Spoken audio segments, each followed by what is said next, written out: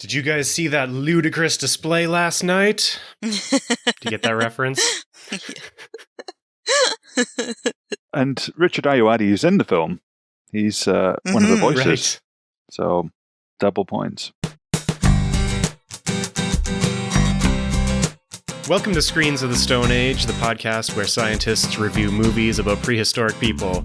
My name is Josh Lindell. I'm a grad student studying Neanderthal teeth, and I'm here with my co-hosts. Dr. Kim Plomp. I study human skeleton in archaeological contexts, health and disease, and human evolution. And I'm Dr. Ross Barnett, and I study ancient DNA.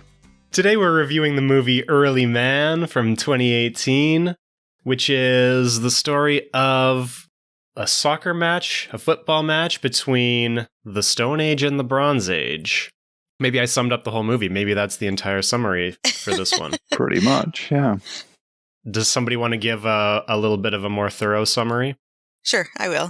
So there's this Stone Age tribe population, and they're not very good hunters. They're not really good at anything. They hunt rabbits. They're too scared to hunt mammoths. And there's this one guy named Doug, and he wants to start hunting mammoths and stuff, but he's having trouble getting the rest of the group with him. Then, shortly after that, some bad guys come, Bronze Age bad guys, and they come riding a mammoth, or is it an elephant? It was a mammoth, right? Mm. Yeah. That's decked out in bronze armor and weapons and stuff, and they take over the valley that the tribe lives in, so they get pushed out to the Badlands, where there's a bunch of dinosaur bones and everything, and there's no plants or animals, so they can't really live there. But the Bronze Age people have taken over the valley. And so Doug goes, follows the Bronze Age person to try and find out where they came from, and then he finds this Bronze Age city and gets kind of trapped in there, and then finds out that they play football or soccer. And, oh yes, and their origin story, so their rock art in their village shows them kicking around an orb type thing. And so he realizes then that his ancestors used to play football. And he gets caught by the bureaucrat bad guy, I guess, the administrator guy. And they want to put his tribe into working the mines because they see them as brutes, Stone Age brutes. And so Doug says, well, if my tribe can beat you guys at playing soccer, then you give us our valley back. And if you beat us, then we'll work in the mines. And so then he has to train his tribe how to play soccer, which is all kind of antics and hilarity. And then they finally rally up and play soccer, even after multiple attempts at the bad guys for messing them up. And eventually they win the soccer game, and the bad guy gets his comeuppance, and all is happy. Classic underdog sports movie. It's the Mighty Ducks if it were cavemen and soccer. Yeah. And it was very similar to 10,000 BC or whatever, the one we just watched, right? So the idea that this one guy gets taken away from his tribe into this new city, and then he has to fight for the freedom of his tribe against these but it was people. way better than 10,000 BC. Oh, it was way better than like 1 billion times better. I didn't plan that because I'd never seen this movie, but I was surprised at how many little similarities there were. Yeah. We should say right off the top here, because we forgot to do this for Missing Link, and somebody pointed this out to me later, that we didn't mention that one was stop motion, and they were listening to the episode and they realized halfway through that it was a stop motion animated film, and they're like, oh, this movie is entirely different in my mind now. Oops. So Early Man is a stop-motion animation by, what's his name, Nick Park? Yeah, Aardman Animation and Nick Park, who directed it. It's the Wallace and Gromit guy. Yeah, Wallace and Gromit and Shaun the Sheep and Chicken Run and all those stop-motion movies. I love them. Oh my god, the Missing Link as live action? That kind of been amazing. Maybe it's when they said that Zach Galifianakis was the missing link, that maybe they said, well, makes sense. Yeah, it makes sense, yeah. So we always start off picking out the mistakes. This is going to be one like the Flintstones, where it's not trying to be accurate at all, so we're going to have to modify that format a little bit so that we're not just describing the entire movie word for word. Yeah. Does anybody have anything to start with? Well, I mean, in the opening scene, they had humans and dinosaurs coexisting, which... Mass hysteria. Yeah. So we can always get that out of the way. Humans and dinosaurs didn't coexist, but they also have captions there. It's set in the Neo-Pleistocene age. Did you see that? Yeah, that was like the first thing on screen. Near Manchester. Near Manchester around lunchtime. So the Pleistocene is real, but the Neo-Pleistocene is not real. No. And dinosaurs didn't live in the Pleistocene. No. But I don't know if we've ever done this on the podcast, but have we ever talked about the difference between geological ages and cultural ages? No, I don't think I don't think so, no. Go for it, Josh.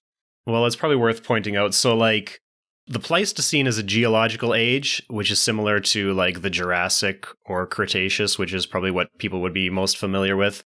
And these are, like, periods of time, like, they're clearly defined time periods with actual start and end dates, and they're defined based on layers of rock, which vary depending on the environment and climate, which means that we can track climate change across the Earth using these rock layers, and then we divide up these different climatic periods into these geological ages. So the Pleistocene is commonly known as the Ice Age, from about 2.5 million to about 12,000 years ago. That's the Pleistocene age. So pretty much every movie that we've reviewed has something to do with the Pleistocene, right? So it makes sense that there were cavemen in the Pleistocene, but not dinosaurs, because they're from the Mesozoic, which is divided into the Triassic, Jurassic, and Cretaceous, which ends 65 million years ago. Yeah, so there's about 65 million years between the two. Yeah. And then cultural ages like the Stone Age or Bronze Age, which we're talking about in this movie, they're defined based on the kind of artifacts that we find. So they also span a period of time, but they're not as clearly defined in time as the geological ages are. So the Stone Age can start in one place, and then the Iron Age can start in another place, and we can have Stone Age people and Iron Age or Bronze Age people overlapping in time, which is what this movie shows us. We have the Stone Age people, but then we have other people who are living in the Bronze Age, and they're both alive at the same time, which is, I mean, that's totally realistic, I guess. It's possible to have two different ages living at the same time. And, of course, the Bronze Age didn't exist in the Pleistocene, because the Pleistocene is the same time all over the Earth. The Bronze Age doesn't start until well into the Holocene, which is... The Holocene starts at 12,000 years ago, but Bronze Age starts... 3,000? 3,000 years ago. And, of course, it varies by place. So it starts in the earliest 3,000 years ago, but other places would have been in different... they would have been in the Neolithic, which would be the new Stone Age. Does that cover it? I think so. And then after the Bronze Age is the Iron Age. And then... Yeah, and then... Yeah. I don't know these ages at all. I only know Stone Age. That's all I work with. So it's not impossible that there's Stone Age people with the Bronze Age people, but the Bronze Age people would not have been riding a mammoth. That's... I mean, this movie's after 10,000 BC, so do we think that, like, this is directly inspired by 10,000 BC? Where do people get this idea otherwise, that people were riding mammoths? Yeah, I don't know. It could have been making fun of 10,000 BC. The Flintstones, perhaps. Could have been Flintstones. In the Flintstones, the mammoths were just like showers and sprinklers. Yeah. They were riding on dinosaurs, right? Yeah. Or no, they had cars in the Flintstones. But they that was the Apatosauruses or the Brontosaurus They they had were dinosaurs using. as in the mines and the quarries. That was their kind of heavy lifting equipment. Yeah. Yeah. And they were also flying on pterosaurs for their airliners. I don't know. There's a lot of different animals in this, but they're all stylized cartoons, so it's hard to My favorite them. was the giant man-eating duck. Yes. It was so funny. Yeah, it was cool. With it was just a giant mallard, but it also had big teeth. Yeah. It's kind of like the answer to that question. Would you rather fight one man-sized duck or 100 duck-sized men? That kind of thing. Yeah. But this duck had sharp carnivore teeth, so yeah, that adds a whole new thing. I also really enjoyed, so their little sidekick, Doug's sidekick, is a boar, right? And so pig domestication happened, I think, about 8,000 BCE, so just after the start of the agricultural revolution. And they would have been domesticated from wild boars, so that's okay. What I really enjoyed was his name was Hognob. And for anybody who doesn't know, a hobnob is a very popular English biscuit that you have with tea, and it's lovely. And so I quite enjoyed that he was Hognob. But there's a lot of like really kind of specifically British references because it's a very kind of British film, and it'd be interesting to see how our Canadian cousins, you guys, how many you picked up on. I know Kim's practically naturalized in the UK after spending many years there. But it'd be interesting to see how many Josh picked up on. I think this is really aimed at kids, this movie. And I think all the references are just very British. So as an adult, I was zoning out a lot. And I was also thinking that if I watched this as a kid, would I understand anything? Because it's all like British references and football references. And I wouldn't have understood any of it as a kid. And I feel like I would have had no idea what was going on. Probably would have enjoyed it because it looks really cool. But I wouldn't have any idea what was going on as a kid. The one thing I really enjoyed was that Stone Age people were British, they had British accents, and the bad guys had French accents. Classic. I thought that was really good. But all the football teams were just very international. They had all different accents and skin tones, which is strange because none of these countries existed in the Stone Age or the Bronze Age. So it's strange that they should have any commonly known accents today, right? But very typical of the kind of English Premier League, like the big teams like Manchester United and Arsenal and all these kind of places have international stars that play for them for huge amounts of money. So some of the Real Bronzio, as the Bronze Age football team are called, some of them are modelled on real football players from the English football leagues, which is quite amusing. But I'm like you, I don't really know anything about football either. So, I mean, some of the references had to be quite broad for them to make sense, even to someone like me. But it's great. I mean, some of the kind of British things that might go over the heads is that one of the characters is called Asbo, which sounds like a kind of made up Stone Age sort of name. But in English law, an Asbo is an antisocial behaviour order. So it's one of those things that you hear about in the tabloids. They'll talk about people getting Asbos. It's like an imposed curfew on somebody for bad behavior, essentially, when they can't lock them up or find them. It's like saying, behave yourself kind of stuff, which I thought was quite funny. I definitely didn't get that one. No. And the main girl in it, I guess like in year one, and a bit like in 10,000 BC, that the guy goes to the new place and hooks up with, she's called Gunnar. And the nickname for one of the British football teams, Arsenal, is the Gunners. So I think that's a direct link there as well. I didn't get that one. What about the announcers at the big game? It felt like they had to be a reference that I didn't understand. Yeah, they're very typical of the kind of talking heads you get at football matches for big games on the television here. Like, I mean, I don't watch enough football commentary to know exactly who they're based on, but I mean, it's a very recognizable archetype. Typically, they'll have one very kind of gruff-sounding Scotsman for balance, and one kind of very kind of ex-footballing Englishman to commentate on the football games, and that kind of style of banter. I mean, it's just like when you go to, if you were watching something like Celebrity Deathmatch on MTV when it was on, and you had the kind of comedy judges that were judging it were clearly based on kind of American football commentators and that kind of stuff. It's just a kind of very recognizable archetype. Did you catch all the references in the background, like the names of the shops and such? I loved that. Oh, that was really great.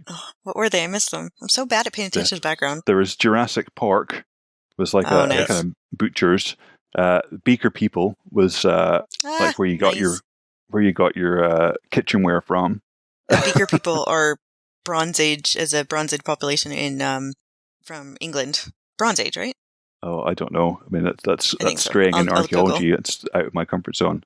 I was counting on you guys to know more about the Beaker People because I ran out of time to do my research on this one. I really should, but I just keep forgetting. Yes. late Neolithic, early Bronze Age people living about 45,000 years ago in Europe, beaker people, and they're known for a certain type of pots they make. Yeah, but they're not just in Britain. I think they're in mainland Europe as well. Yeah. They've got quite a wide range. When there was the scene with in the Bronze Age town with the Jurassic pork and the beaker people, there was also, I guess, probably another quite parochial reference to Brits. So they had like a zebra skin with people crossing over it. Yes, I saw that. That was good. I don't know if you guys have zebra crossings in Canada, but here that's the name for like black and white stripes on a road where pedestrians can walk without having to wait. So that was again another quite cool visual gag. I read that one on IMDb, and I wouldn't have caught it as a reference otherwise. We call them crosswalks here. But they look like a zebra, the black and white stripes. Yeah, but we don't call them that here in Canada. There was also a store called Flint, Eastwood, Rock, Crystal, and Ore. And Olaf's Pelts for Celts. Nice. Yeah, that's classic kind of Aardman, all these kind of small background jokes that are only on for a quarter of a second or so, but they're just a lot of love has gone into them, which is really nice. Well, and it's also shown that they've done way more research than the makers of a lot of other movies, right? Like 10,000 BC, for instance. Yeah. I wasn't going to harp on it again, but yes, that's what I was thinking. But yeah, I mean, the names, like I said about Asbo, but the queen of the Bronze Age people as well. This is one that I only picked up at the end. She's called Queen of FIFA, voiced by Miriam Margolyes, who's fantastic, a really great character, British eccentric, whose autobiography actually I just read last year, which is amazing. But Queen of FIFA, I think, is meant to be Queen of FIFA. So FIFA are the Fédération Internationale Football something or other. They're the kind of ruling body for football. So yeah, it makes sense that she's the one that's in charge. Yeah, that's really smart. I did not pick up on that. I enjoyed the messenger pigeon, being exactly every message that playing them out and everything. That was cute. It's just like a voicemail. Yeah. And going with some of the background jokes as well, I noticed some of the newspapers were quite good that they were reading. So the headline for one of them was Woad Rage, which I thought was quite funny. Woad being the kind of blue dye that's typically associated with kind of Pictish people in northern Scotland as a body paint. Yeah. We also talked about blue dye in 10,000 BC because they had a lot of blue fabric and they wouldn't have had blue dye at 10,000 BC. But interestingly, the Real Bronzio team wore blue uniforms, so it's interesting that they're referencing Woad, blue Woad dye in the movie where they have blue dyed uniforms as well. Mm-hmm. In the same newspaper, there was a headline that said, Queen unveils third wonder of the world. I didn't see that. Yeah. That's good. The seven wonders of the world, as I understand them, have changed over time. There's not a magical number 7 or anything. It's just somebody put together and people like the number 7. But my understanding is that this was a really early tourism campaign. Is that true? Have you guys heard that? I think so. The seven wonders. That this story that I understood was that it's from, if not Herodotus, one of the kind of early kind of travel writers, essentially, kind of putting together a collection of the things that he thought was the coolest in the known world at the time. Yeah, and so a lot of them don't exist now, but now there's the wonders of the natural world, wonders of the man-made world, wonders of the ancient world. There's a bunch of different categories now. And seven's always been kind of thought of as a kind of alchemical, mystical number, I guess. So, and that's why there's 7 colors in the rainbow, even though there's only 6. You're such a fountain of knowledge, Ross. Yeah.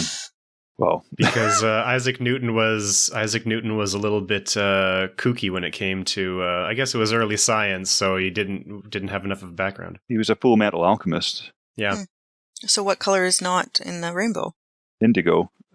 What's the difference between blue and indigo in the rainbow? Oh, I don't know. That was a question I never wanted to ask. I didn't want to look stupid. Sorry, I've ruined it for you now, haven't I, Kim? Sorry. Yeah. I love talking about colors. I could get on such a tangent if we wanted to talk about colors, but just the way anthropologically different people, different cultures divide up their spectrum into different words. Mm-hmm. There's a story that the ancient Greeks didn't have a word for blue, And so that all the spectrum of blue was sort of divided up into other colors. So in these ancient Greek writings, they'll talk about a wine-colored sea or things like this because they just divided up the color spectrum into different categories, and blue wasn't one of them. I find it really interesting how even nowadays, even naming of colors and recognizing of different colors seems to be very, very gendered, East and Western society. Like this idea that, look, it's a joke that's commonly told that men don't know, what the difference between mauve and burgundy and all these things, and it's very female to know that. I don't know where that comes from. There's also the existence of things like female tetrachromats. So because some of the genes for color perception are X-linked, there is the potential, it's very rare, but there is the potential for some women to have enhanced kind of color perception compared to males because they have 2 X chromosomes. They can have potentially twice as many color receptors as males. Like, I knew that men are colorblind more often than females. Yeah, no, that's because it's X-linked as well. Yeah, interesting. So you guys just actually don't see it. It's not that you just refuse to use the words. It's not that we're like soldiers of the patriarchy trying to ignore color differentiation because colors are for girls, that kind of shit. No, it's because we're generally disabled, in terms of color recognition. Oh, I had an ex who was pretty badly colorblind, and he would wear the worst outfits, and his favorite outfit was this bright orange t-shirt with this bright turquoise outer shirt. And they just didn't go at all, but I didn't have the heart to tell him because it was his favorite outfit. It feels quite harsh to bring us up on not being able to differentiate colors. So it's quite a few of us struggle with red and green. Well, I didn't know, because there are people who are colorblind, but then other people, it just seems like it's this big thing that it's so feminine to use different words for colors. Even when men can see the difference between the colors, they refuse to say anything but red. Maybe it's just to try to overcompensate for their inadequacy in color recognition, and just if they can't see it, nobody else can. I like to think of it in terms of lumpers versus splitters. Oh yeah, it is very similar. Classic. Have we said lumpers and splitters on this podcast before? I think so. I think so. We have. We can do in terms of sort of species. Yeah. Yeah. In paleontology, whether or not you think 2 things belong to one species or whether you should divide them into 2 different species. We must have talked about that before. Yeah, we have, definitely. And it's a big issue even today in kind of conservation circles where you have, something like the clouded leopard is a good example. So the clouded leopard is a medium-sized cat that lives in Southeast Asia and also some of the islands of Southeast Asia.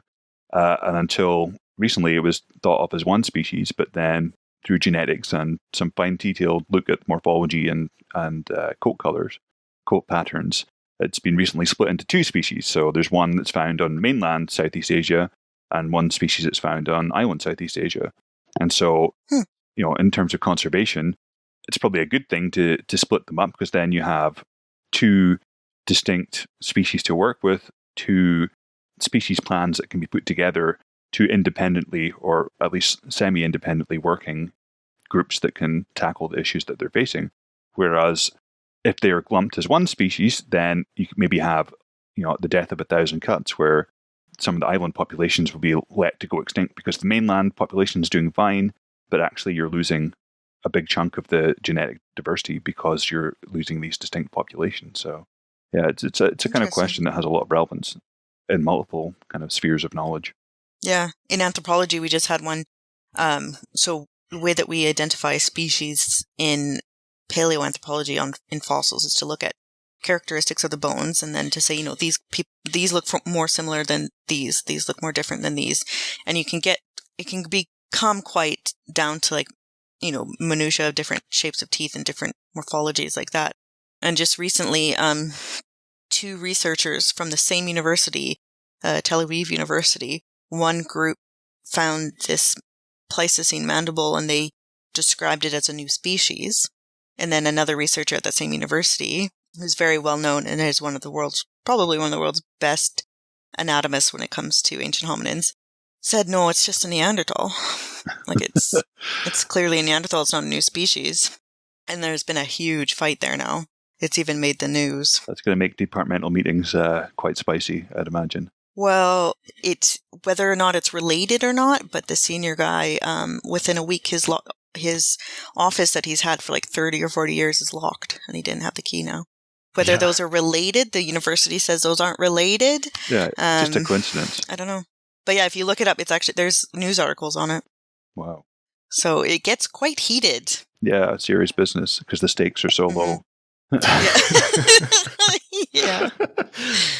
But everybody wants to name a species, right? So there's nothing quite so vicious as academic fighting. I mean, it is absolutely brutal because, nobody gives a shit outside of academia, and so it becomes incredibly heated and incredibly, almost violent. Or I'm sure sometimes it does actually get violent.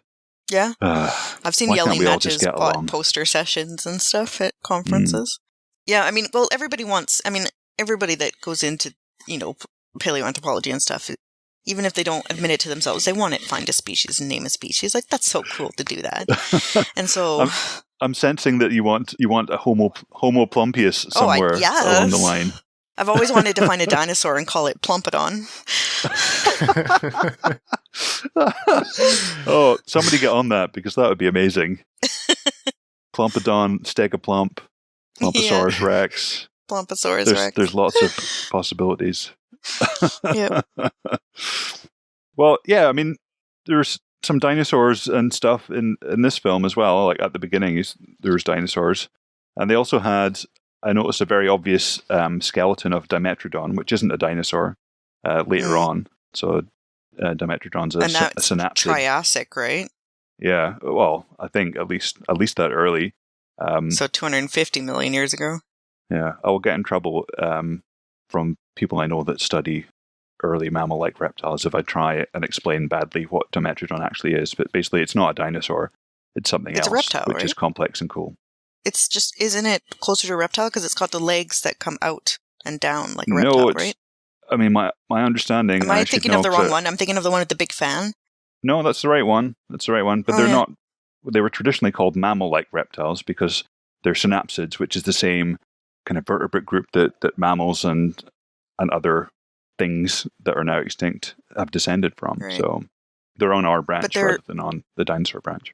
Oh, interesting. The problem is that reptiles are a really complicated group to classify because in a cladistic sense, dinosaurs and birds and mammals and snakes and lizards could all be called reptiles.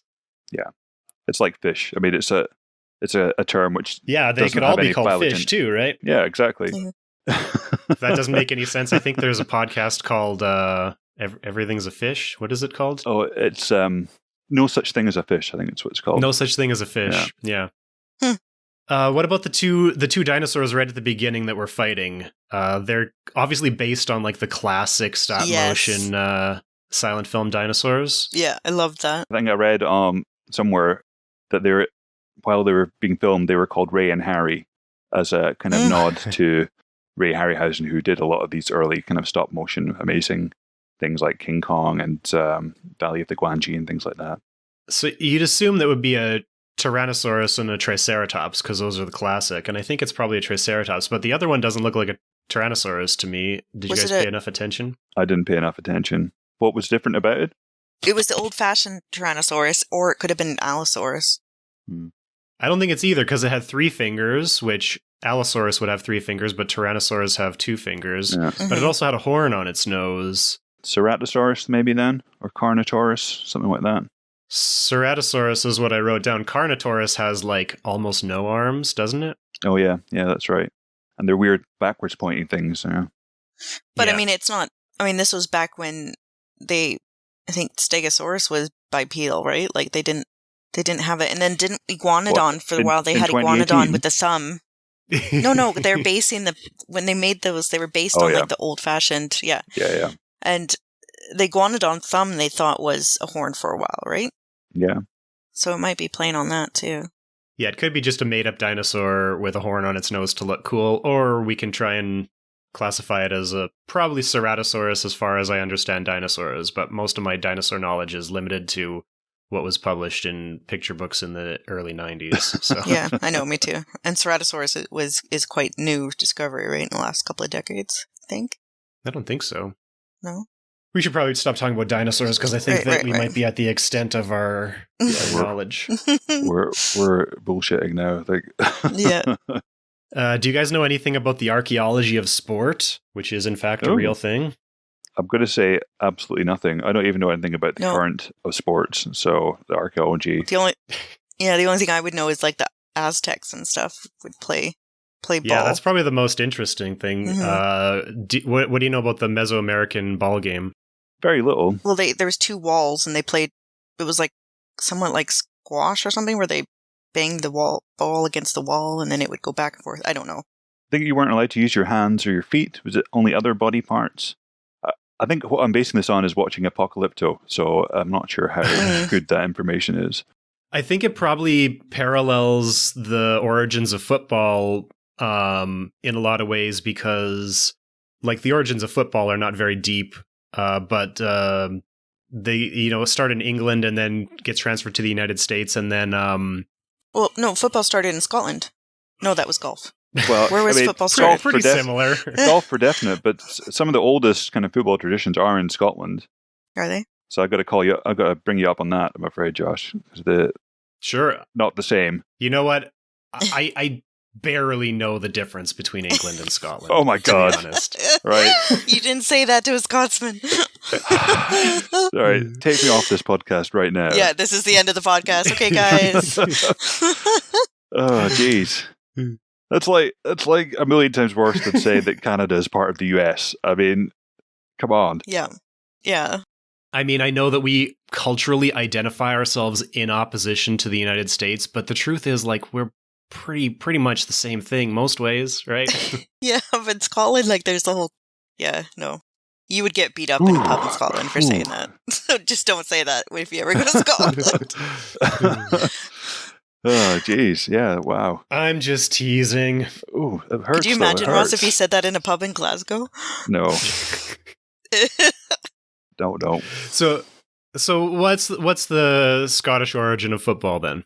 Well, I mean, there's some things called ball games which go on in various parts of Scotland, which are, they're not football, but they involve a ball and, not just carrying it in your hand. So there's one in Kirkwall and Orkney, I think, which takes place every year around New Year, and I may be confusing it because there's other ones as well, but yeah, there's like these kind of traditions that go back centuries, and the whole kind of town joins in, and you have injuries every year and all sorts of kind of shenanigans. But I don't think there are equivalents in England. I don't really know. I'm just quickly looking at Wikipedia to make sure I'm not talking rubbish, but I just Googled it, and it says modern soccer was invented in England around 1860s when rugby was detached from soccer. Okay. But I feel like there was probably something before that. Like, that's the formal soccer, whereas you're talking about the... My Google foo is looking up the ball game, so spelled B-A, like the sort of Scots name for a ball and a ball. And it's a version of medieval football played in Scotland, primarily in Orkney and the Scottish borders around Christmas and New Year. So it's kind of mob football. So ball games are still played in Duns in the Scottish borders, in Jedburgh in the borders, in Kirkwall, which is in Orkney, and a few other places as well. So there's also the earliest forms of soccer recorded in the 2nd century BCE in China during the Han Dynasty, where there was an ancient form of soccer was Tzu was played. So the thing I wanted to get at here is the reason they call soccer the beautiful game is because it's so simple that people keep reinventing some version of it, right? Yeah. The rule is you use a ball, you have two teams, and you got to get it to opposite ends, and you can't use your hands because that's the thing as humans that makes us able to do things. So to give it some challenge, you're not allowed to use your hands, except for the Americans who turned it into football and only use their hands, I guess. Everybody else in the world thought it was too easy to use their hands, so they developed some system of using your feet or your head or some other body part. And the same game basically keeps arising all over the place, and it's really not until like the mid-1800s where in the UK and the United States, different colleges wanted to play against each other, and they all had different rules. So if they teamed up to play, they didn't know whose rules to use. That's when they started standardizing the rules. But for like thousands of years, China and Europe and Mesoamerica all developed similar games with similar rules and sort of converged on the same kind of ball game. Mm. And so the Mesoamerican game, as I know it, I think that there's, again, all different kinds of rules that they can use, but I think the one I'm familiar with is you have a ball court, and they have these archaeological ball courts that they've excavated with, like, they're kind of like capital I shaped with a narrow central area and wider end zones. And they have a big ring on the wall like basketball, but it's set vertically instead of horizontally. Mm-hmm. And you're not allowed to use your hands or your feet. So basically they have to keep the ball in the air by bumping it off their hips. And they have to try and get it down the court through the ring.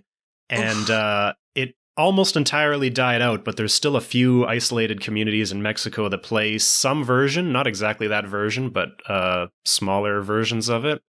I'd heard there's been like a kind of resurgence that you know, with kind of reclaiming kind of cultural traditions, that kind of movement, that there are now kind of teams that are doing it again, which I think is brilliant. That sounds interesting to watch. It sounds back. way more difficult than soccer or football. Yeah, I also saw a video game student created a video game version of it for a final project, which I don't know if it's ever going to be commercially available, but I saw a clip of it on YouTube. Good for them. That's a really cool idea. Yeah. One of the things I wanted to talk about in this movie is I feel like there's sort of a running joke where they talk about the sacred ball game and the sacred court, which I feel like that's like a joke about how Europeans and other people around the world sort of worship soccer, and they're I feel like it's a joke because it's like, it's just a game, it's just soccer, but like joking like it's a religion. I mean, there's yeah. So I mean, there's you can't, during football season, you can't really turn on the television here without seeing the football, and there's like the kind of commentators are celebrities amongst themselves, and there's one very famous one, I think, called well, there's many very famous ones, but one was called Coleman, I think. And one of his sayings is, some people think that football is a matter of life and death, but it's not. It's much more serious than that. And that kind of sums up the attitude pretty well, I think, that, you know, it's not just a game, it's all encompassing. Like, people, you know, worship their teams, they follow every kind of detail, the kind of transfer of players, how much they're selling them for, who they're buying. They go to every game. They kind of follow them around the country when they're kind of playing different teams. They go abroad when they kind of play in European leagues and stuff like that. So yeah, it can be a huge kind of part of the kind of personality that people build for themselves. It can be based on their football team. The worst thing is getting on a train to go to France from London early in the morning, and to have it full of Scottish people who have been on the train since before that, from Edinburgh or something, and they've been drinking the entire time because they're going to a football game in France. And so by the time you get on with your coffee and they're on their like fifth pint, it could be worse. It could be English football fans. I mean, that's all I'm going to say. Okay. So I mean, Scottish fans have a I think a fairly good reputation abroad. They're called the. Well, I only say Scottish just because then they're on the train for hours longer. I guess if they're Northern English would be the same. They just have gotten on the train prior to London, so that they're already sloshed by the time you get on with your coffee.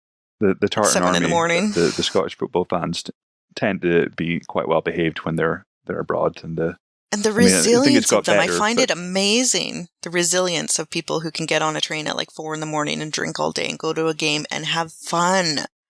I could not do it. If I started drinking at 4 a.m, I'd be sick by 6. In the evening or in the morning? No, in the morning. So I bring this up because, like, in our culture, we draw pretty clear lines around what's religious and what's not religious. But I think anthropologically, like, that's kind of unusual, and most cultures haven't really made a distinction like that. Mm-hmm. So this whole idea that they're making this joke that soccer is this sacred game to them, it's like that was probably true for lots of people, including the Mesoamericans, where we know that this ball game was explicitly linked to religion and religious ritual, because the ball game was supposed to represent the eternal fight that goes on in the underworld between the sun and the moon as they're fighting across the sky. So they're like reenacting, this eternal cycle. Yeah. And also they would use the game to determine who would be the human sacrifices in some cases, I think. Yes, that's what I remember. Yeah, it was linked with sacrificial rituals. As a Scottish person, again, it's interesting you say that there's, in our culture, there's a separation between religion and sport, because it's definitely not the case in Scotland. I mean, the kind of football rivalries, particularly on the West Coast, some of them are very sectarian and are, often descend into violence because there's a kind of mixing of religious antagonism and football antagonism. So you have teams that have historically welcomed particularly Irish Catholic immigrants to parts of Scotland, and used those to build up their football teams in the kind of 19th century, early 20th century. And you had other ones that were more overtly kind of bigoted and refused entry for immigrants to their teams. And then because of differences between the religious makeup of Ireland and Scotland at the time, those religious differences were built into the kind of ethos of the team, and that's carried through. So, I mean, things like the kind of Rangers Celtic games, they're a big deal, and there's a whole bunch of assorted kind of nastiness that can be found with them. Those are soccer teams? Yeah. So Rangers and Celtic are both Glaswegian soccer teams, and okay, because they're both American football teams too. So just so the listeners know what you're talking about. Yeah. But so, I mean, the kind of historically, Celtic was seen as a team that was friendly to Irish immigrants and had many Catholic players, and was exclusive to Protestants. And then Rangers was the opposite, one that was exclusive to excluded Catholic and Irish players and welcomed Protestant players. And then the kind of rivalry's gone from there. So you have the whole history of the kind of Irish struggle and emigration and religious bigotries as well, tied into football games, and it's horrible, and it just shows that there's many kind of overlapping spheres for these kind of things, especially when ritual was involved. And I think that's what we could describe football as. It's ritual, the archaeologist's favorite term. Yeah, and an identity and community. If there isn't a book on that, you should write that, Ross. No thanks, I value my life. I'm sure that there must be anthropologists studying football. There'd have to be tons. I mean, sports also has a political aspect to it too. If you think about like the Olympics, which it's a big area of archaeology of sport research, because I mean, we have all kinds of archaeological evidence from ancient Greece and Rome, and like the Colosseum itself it's basically a sports arena, right? Yeah. So we have religion and politics all intertwining with sports, and despite the fact that none of us here seem to care very much about sports, I think the point is that from an anthropological and an archaeological perspective, it's not just drunk people being stupid. It's sort of a really important part of human culture for thousands of years. No, I think the drunk part is just what gets you lasting through the day, to keep your momentum up, to have fun. I've always wanted to do or find somebody that was associated with archaeology of the Colosseum, because, as you know, some of my work has been involved with the kind of phylogeography and subspecies designations of lions. And one of the things the Colosseum was famous for was bringing lions in and using them as kind of practice for gladiators and as form of execution for Christians. And I always thought, I mean, if people could find remains of lions from the Colosseum, which I guess they must have somewhere, then it'd be really cool to do some DNA work on them and find out where the Romans were importing their lions from. Were they getting them from North Africa? Were they getting them from the Middle East? Were they getting them from somewhere else that had an easier trade route by sea? that could be quite cool to find out. Well, you should email University of Rome or whatever it is. Yeah. When you go to the Colosseum, they're still excavating, so you can actually walk by archaeologists digging. It's Cool. quite cool. I was quite jealous. One thing that I've got in my notes from the film, which I kind of wanted to mention briefly, which I thought was actually really nice, and shows how kind of clever and fun the film is that they kind of mess around with some of the tropes of I guess archaeology and paleontology and stuff. And so we've talked a bit about how they kind of make fun of the beautiful game and how they kind of suggest that people maybe treat it as almost a religious rite. But they also make fun of the idea of the kind of noble savage, which is something we've talked a bit about in previous episodes. So they have these the Doug's tribe who live in the valley and hunt rabbits instead of mammoths. The chief, who's called Chief Bob Nar or something, I think, he does this really great speech about how their lives are about living in balance with nature and being at one with the environment and all that kind of stuff that you'd maybe expect from a, I don't know what I'm trying to say, what you might expect from a lesser kind of writer to sort of set a Stone Age kind of scene. And then once he's finished his grand speech, he's like, right, let's go kill something. Which I thought was just really funny that that he had these kind of two ideas in his head at the same time. And kind of really kind of skewered the myth that Stone Age people were living in harmony with their environment. Flower child. We know that they weren't really. Yeah. They make the same joke about football later when the main bad guy is announcing the beginning of the game and he's describing it as the beautiful sacred game, and then he pulls out his giant foam fingers and goes "Ogie, ogie, ogie." Another joke I enjoyed was when the chief was playing football and he did a cool, like a good, I don't know, move. I don't know. And then he's like, "Not bad for 32, hey?" And he's like obviously an old man. I quite enjoyed that. Yeah, we've talked about that one before, this misconception that lower life expectancy meant that nobody lived past their 30s. Yeah. Which, of course, was influenced by high infant mortality, unfortunately. Yeah. So if you survive childhood, then you'd probably survive, into old age. Mm-hmm. What we would consider old age today. So one of the other jokes, that I'm just checking my notes here. So when Kim's favorite giant duck with teeth, when it gets the bad guy, Lord Nuth or whatever he's called, at the end, I think one of the commentators says something. Did you guys catch that? Did that sound? I heard it too, but I couldn't hear what he said. He says, "Caught by the old Bill." Oh, yes. Yes. Did that joke translate to you guys? No. I read that one on IMDb. I wouldn't have caught it otherwise. So the old Bill is like British slang for the police. So if you get caught by the old Bill, that's you've been caught by the rozzers, by the filth, by the pigs. Right. By the police. So the old Bill being the police, and also this giant dinosaur duck had an old Bill which was catching these guys. I thought that was neat. So many jokes. I want to ask you guys about sort of the big picture of this movie. Obviously, there's the big theme of every standard sports movie where believe in yourself and train and practice and you can achieve it, which is all fine. But there's this whole other sort of theme running through it, which is that, like every other joke, the punchline is just that cavemen are stupid, And I was trying to figure out how to feel about this. Like, the whole joke is just that they're stupid. Is it that... But the chief wasn't stupid and Doug wasn't stupid. No. Yeah. It was just that some of them were particularly stupid. But I kind of got the impression that it was they were a tribe of misfits.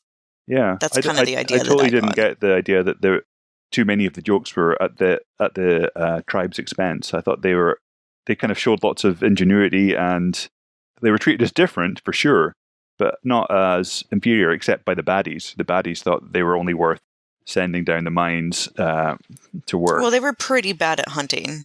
I mean, again, they only got the rabbit because of accident. and Yeah, particularly in that scene, they all go hunting, and the chief is like making these complicated signals, and he looks back at them, and they look all confused, and they don't understand. And then they all chase the rabbit, and they all fail in their own bumbling way. And then the one who actually catches the rabbit is Mr. Rock, who I don't think we've mentioned yet. No. Just a giant rock with a smiley on it. Not even a smiley face, just a single smile. Yeah. And yeah, the one of them who seemed to be best friends with Mr. Rock, she was always contrasted with him, where he always seems to be succeeding, and she doesn't seem to be as competent as a rock. Yeah. Yeah. I thought that was her husband. Mr. Rock was her husband. Yeah, possibly. Yeah, I don't know. I guess I didn't really take it. I took it as just the comedy value for kids for a cartoon, the bumbling around, and then that they were a pack of misfits. I mean, and Mighty Ducks was the same, right? Like, Mighty Ducks wasn't a group of kids that were had been well trained at hockey and were the cool kids. They were the bunch of misfits who didn't really have, fit in anywhere, and then through their community they found their place, right?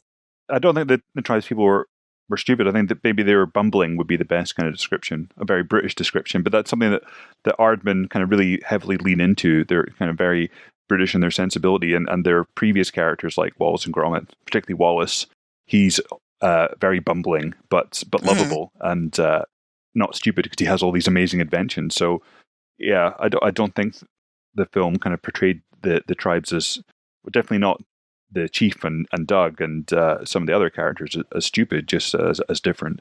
I thought it got a bit weird when Hognob had to massage the guy in the bath. I thought that was a bit strange. I was like, where is this going? Yeah, I thought it was great. It's almost like a pastiche of, is it Spartacus, where he has to go into the bath with one of the Roman lords?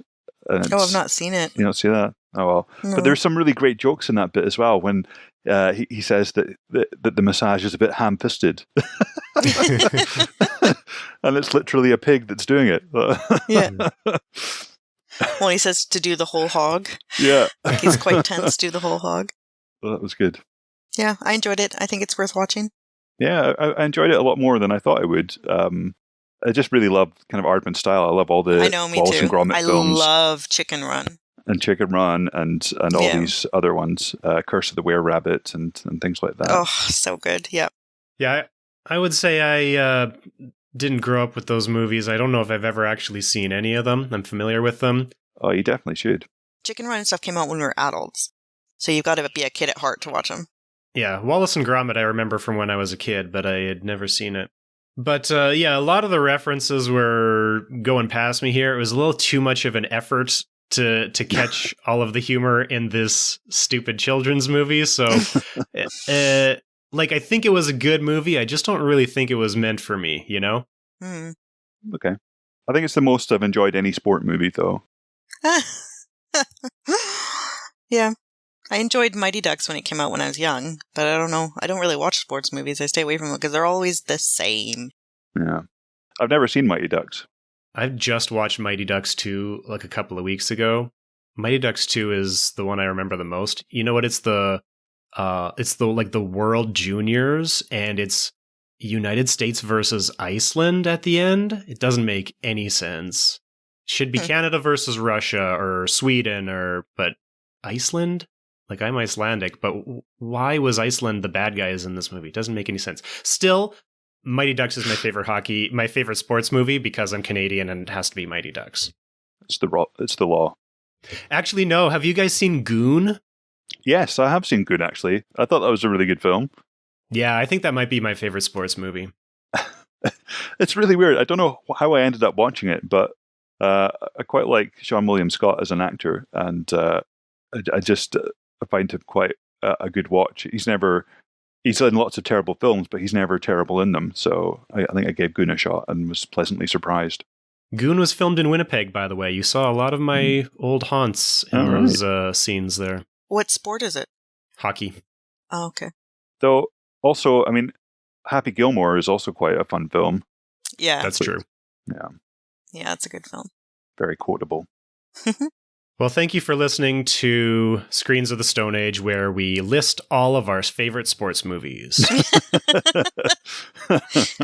Out of people who don't like sports and don't watch sports movies, so I think our opinion matters more then.